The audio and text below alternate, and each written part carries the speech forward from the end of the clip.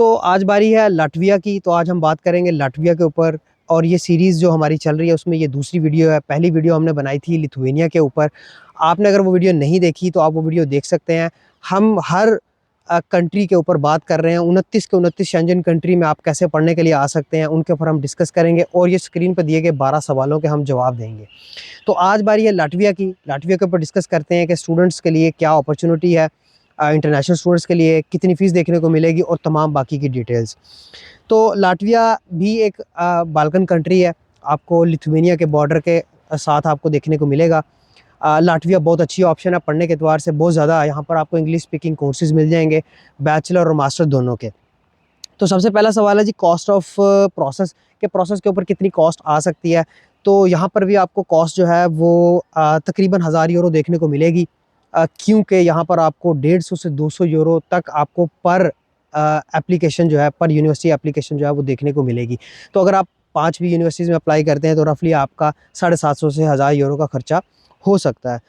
अगर आप इसकी बात करें कि एक्स्ट्रा कॉस्ट क्या आ सकती है वीज़े से पहले, तो आपको वीज़े के लिए किसी दूसरे कंट्री जाना पड़ेगा, क्योंकि लाटविया की एम्बेसी भी आपको पाकिस्तान में देखने को नहीं मिलती जो वीज़ा प्रोसेस करती है।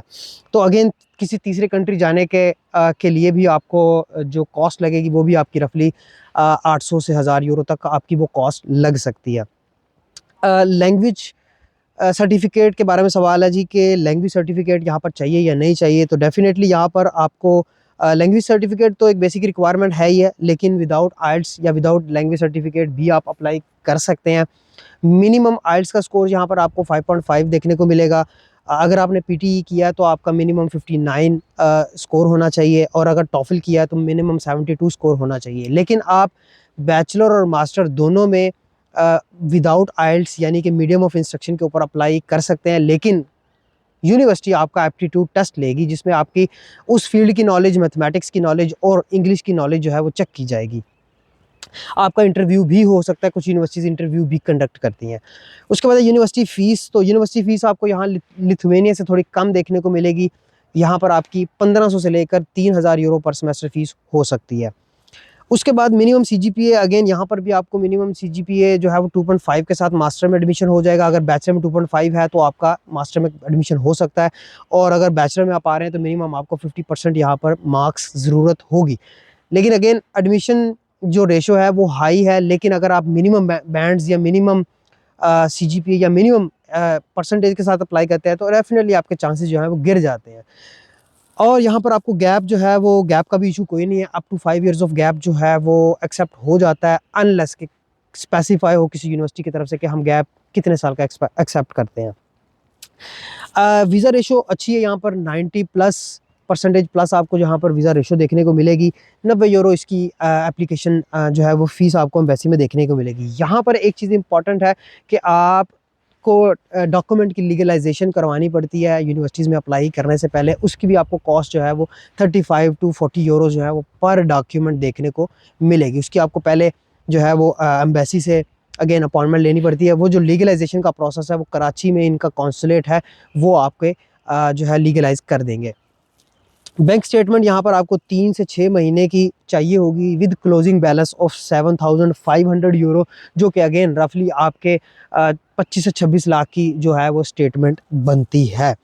पर आवर वेज स्टूडेंट के लिए यहाँ पर 6 to 8 यूरोज़ हैं, लेकिन जनरली यहाँ पर लोग 8 या 10 यूरो तक कमा रहे हैं ऑलरेडी।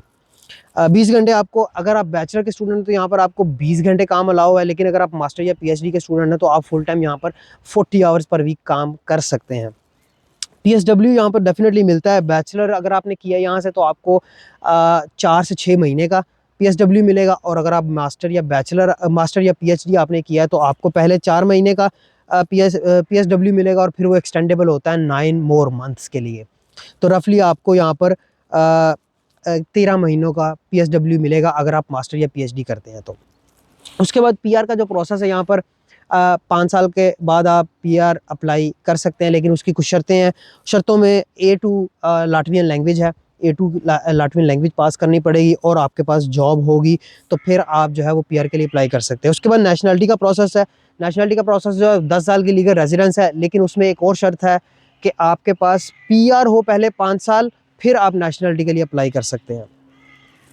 और नेशनलिटी के लिए फिर A2 की बजाय B1 लैंग्वेज है, घर होना चाहिए एक आपके पास रहने के लिए, आपके पास एक जॉब हो फुल टाइम, और फिर आप जो है नेशनलिटी के लिए अप्लाई कर सकते हैं। अपॉइंटमेंट का यहाँ पर भी आपको कोई मसला नहीं देखने को मिलेगा, क्योंकि अपॉइंटमेंट जो वीज़ा है वो आपने वैसे भी किसी दूसरे कंट्री जाकर अप्लाई करना है, तो आपको जो है यहाँ पर अपॉइंटमेंट के इश्यूज़ नहीं देखने को मिलेंगे।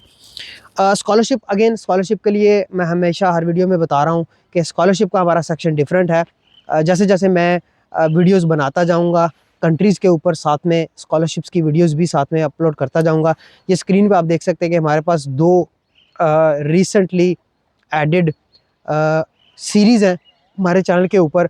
आप दोनों सीरीज़ को पैरेलल में देख सकते हैं। हर कंट्री की आपको इन्फॉर्मेशन एडमिशन की, स्टडी की, PR पासपोर्ट की और स्कॉलरशिप की भी देखने को मिलेगी। तो आज के लिए इतना ही।